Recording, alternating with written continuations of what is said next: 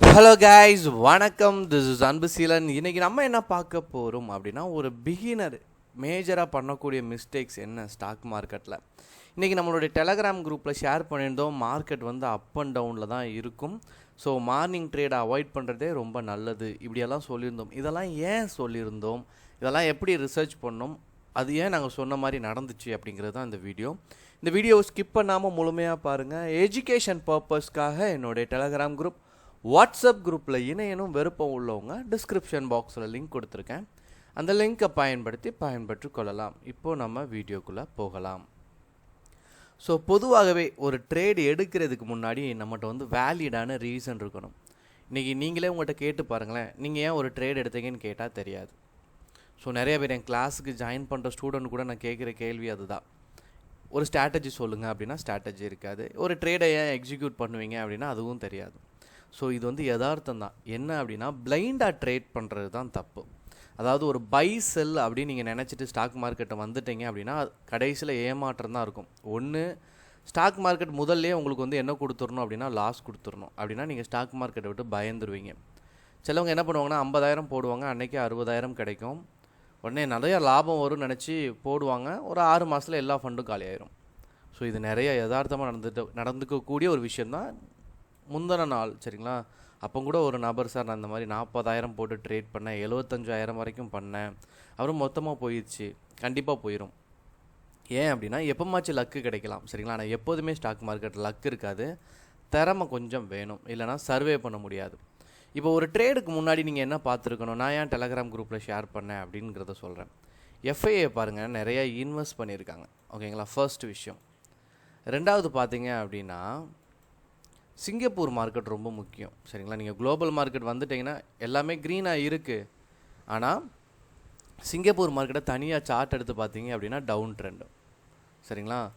So இங்கே நீங்கள் பார்த்தீங்கன்னா நான் டெலகிராம் குரூப்லேயே தெளிவாக சொல்லியிருப்பேன், இந்த மெசேஜ் கொடுத்துருக்கேன் சரிங்களா. ஸோ இதுதான் அந்த மெசேஜ். இப்போது நம்ம மார்க்கெட் இதை பார்க்கும்போது உங்களுக்கு என்ன தோணுது, குளோபல் மார்க்கெட் சிங்கப்பூர் மார்க்கெட் சரிவில் இருக்குது, எஃப்ஐ இன்வெஸ்ட் பண்ணியிருக்காங்க, டிஏ அதிகமாக செல் பண்ணிட்டு வெளியே போயிருக்காங்க சரிங்களா. அப்புறம் நம்ம இதில் பார்த்தீங்க அப்படின்னா மேஜரான கம்பெனிஸ் சரிங்களா பாசிட்டிவில் இருக்குது. ஸோ உல்டாவாக இருக்குது பாருங்கள். அதாவது சிங்கப்பூர் மார்க்கெட் நெகட்டிவில் இருக்கு, நம்ம மார்க்கெட்டில் மேஜரான கம்பெனிஸ் பாசிட்டிவ் சைடில் இருக்குது சரிங்களா. அப்புறம் நீங்கள் இதில் வந்துட்டீங்க அப்படின்னா ஒவ்வொன்றுக்கும் சார்ட் ரொம்ப முக்கியம். எப்போதுமே நீங்கள் பண்ணக்கூடியது நிஃப்டி 50யோட சார்ட்டை எப்போதுமே வந்து கண்டிப்பாக நீங்கள் அனலைசிஸ் பண்ணணும். ட்ரெண்டு பிரகாரம் எல்லாமே என்ன அப்படின்னா மார்னிங் டவுன் ட்ரெண்டில் இருக்குது. நீங்கள் பார்த்தீங்கன்னா ஃபினான்ஷியல் சர்வீஸ் பார்த்தீங்க அப்படின்னா டவுன் ட்ரெண்டு சரிங்களா. பேங்க் நிஃப்டி டவுன் ட்ரெண்ட், எல்லாம் 3 மினிட்ஸ் கேண்டில் போட்டிருக்கேன். ஸோ எல்லாமே டவுன் ட்ரெண்டில் இந்த நேரம் உடனே நம்ம ஆட்கள் என்ன பண்ணிடுறது அப்படின்னா, மார்க்கெட் பாசிட்டிவ் அப்படின்னா by entry. So Nifty 50 next 50 positive அப்படின்னா பை என்ட்ரி, ஃப்ளாட்டாக கொடுக்குறது. ஃப்ளாட்டாக கொடுத்தா ப்ராஃபிட் வராது. அதாவது ரிசர்ச் அப்படிங்கிறது எதுக்கு ரொம்ப முக்கியமாக தேவைப்படும் அப்படின்னா எங்கே என்ட்ரி கொடுக்கணுங்கிறது. ஸோ இவ்வளோ ரீசனை வச்சு நீங்கள் என்ன கண்டுபிடிக்கலாம் அப்படின்னா, மார்க்கெட் மேலே போகுமா கீழே இறங்குமான்னு கண்டுபிடிக்கலாம். ஆனால் மார்க்கெட் அப் அண்ட் டவுன் அப்படிங்கிறது தெரிஞ்சிச்சா. ஏன்னா நிறையா பாசிட்டிவ் இருக்குது, குளோபல் மார்க்கெட் நெகட்டிவில் இருக்குது. பெரிய இன்வெஸ்டர் உள்ளே வர மாட்டாங்க. நீங்களாம் ரீட்டைல் ட்ரேடர், நீங்கள் இன்வெஸ்ட் பண்ணுறதுனால ஸ்டாக் மார்க்கெட்டில் பெரிய லெவலில் மூவ்மெண்ட் இருக்குமா அப்படின்னு கேட்டால் கேள்விக்குறி தான் சரிங்களா. அப்போது பெரிய இன்வெஸ்டர் வரணும். இவங்க இந்த மாதிரி மார்க்கெட் சொதப்பலாக இருக்கும்போது பேங்க் வந்து ரொம்ப முக்கியம், ஃபினான்ஷியல் சர்வீஸ், பேங்க் நிஃப்டி. ஏன்னா இதுதான் என்ன பண்ணும் அப்படின்னா டைரெக்டாக நெஃப்டி அஃபெக்ட் பண்ணக்கூடியது. நிறைய பேருக்கு தெரியாது, 3 இதில் வெயிட்டேஜ் இருக்குது. ஒன்று பேங்க் நிஃப்டி, இன்னொன்று வந்து நிஃப்டி 50, இன்னொன்று வந்து ஃபினான்ஷியல் சர்வீஸ். இது 3லேயுமே நீங்கள் உள்ளே போய் டெப்த்தாக பார்த்தீங்கன்னா ஹெச்டிஎஃப்சியும் ஐசிஐசியும் 2 எல்லா வெயிட்டேஜுக்குள்ளேயும் இருக்கும் சரிங்களா. இப்போ இதுவும் டவுன் ட்ரெண்டு, மார்க்கெட் பாசிட்டிவ் சொல்லிட்டு நீங்கள் எடுத்துட்டீங்க அப்படின்னா ஃபெயிலியர் கன்ஃபார்ம். இன்னொன்று, ஆப்ஷன் செல்லிங் பண்ணிங்கன்னா ஓகே. நிறைய பேர் சார் ஆப்ஷன் செல்லிங் பண்ணால் சக்ஸஸ் இருக்குது. எஸ், கண்டிப்பாக சக்ஸஸ் இருக்குது. ஏன் அப்படின்னா ஆப்ஷன் செல்லிங் பண்ணும்போது அவங்க ஹெட்ஜிங் பண்ணிடுவாங்க. இன்னொன்று, மூவ்மெண்ட்டுக்கு தக்கவாறு அவங்க மாற்றிப்பாங்க சரிங்களா. அதுதான் அவங்ககிட்ட இருக்கிற ப்ளஸ். ஆப்ஷன் பையிங்கில் இருக்கிறது ரிஸ்க். ஆப்ஷன் பையிங் பண்ணணும் அப்படின்னா ஸ்ட்ரிக்டாக நல்லா தெரிஞ்சால் மட்டும்தான் என்ட்ரி கொடுக்கணும். ஏனோ தானன்னு என்ட்ரி கொடுத்துட்டீங்க அப்படின்னா லாஸ் வந்துடும் சரிங்களா.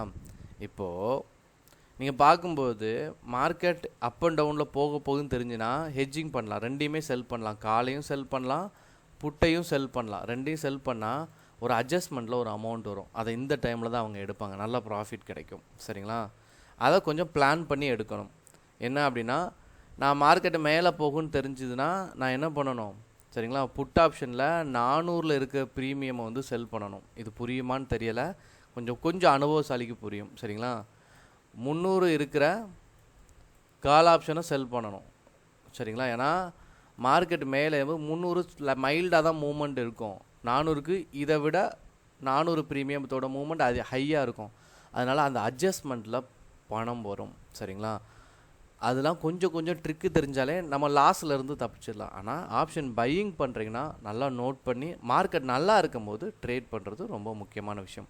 ஸோ எப்போதுமே ஒரு பிகினர் ஆப்ஷன் நீங்கள் வாரீங்க, அதுவும் பை எடுக்கிறீங்க அப்படின்னா மாதத்துக்கு நான் ஒரு 5 ட்ரேட் பண்ணுவேன் அப்படிங்கிற ஒரு மைண்ட் செட்டில் ஃபஸ்ட்டு இருங்க. நான் டெய்லி எக்ஸிக்யூட் பண்ணுவேன் அப்படின்னா உங்களுக்கு ஃபெயிலியர் கன்ஃபார்ம். ஓகேங்களா? Okay guys, thank you so much. பாய்.